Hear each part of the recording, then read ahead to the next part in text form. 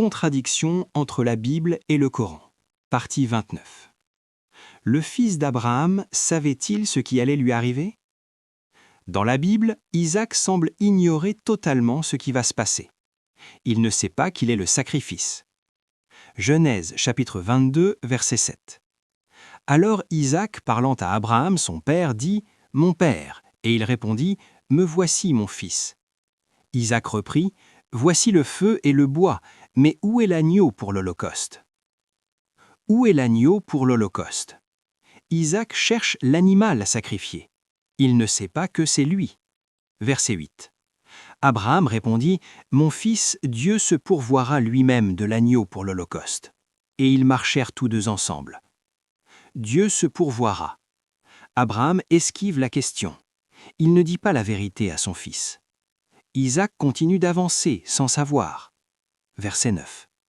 Lorsqu'ils furent arrivés au lieu que Dieu lui avait dit, Abraham y éleva un autel et rangea le bois.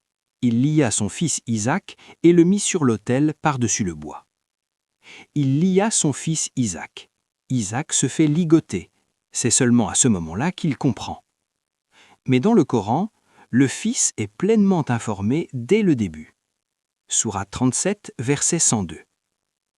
Puis quand celui-ci fut en âge de l'accompagner, Abraham dit « Ô mon fils, je me vois en songe en train de t'immoler. Vois donc ce que tu en penses. » Je me vois en songe en train de t'immoler. Abraham dit directement à son fils ce qui va se passer. Pas d'esquive, pas de mensonge. La vérité totale. Vois donc ce que tu en penses. Abraham demande l'avis de son fils. Il le consulte. Il l'implique dans la décision. Verset 102 continue. « Ô mon cher père, dit le fils, fais ce qui était commandé. Tu me trouveras, s'il plaît à Allah, des nombres des endurants. » Fais ce qui était commandé. Le fils accepte.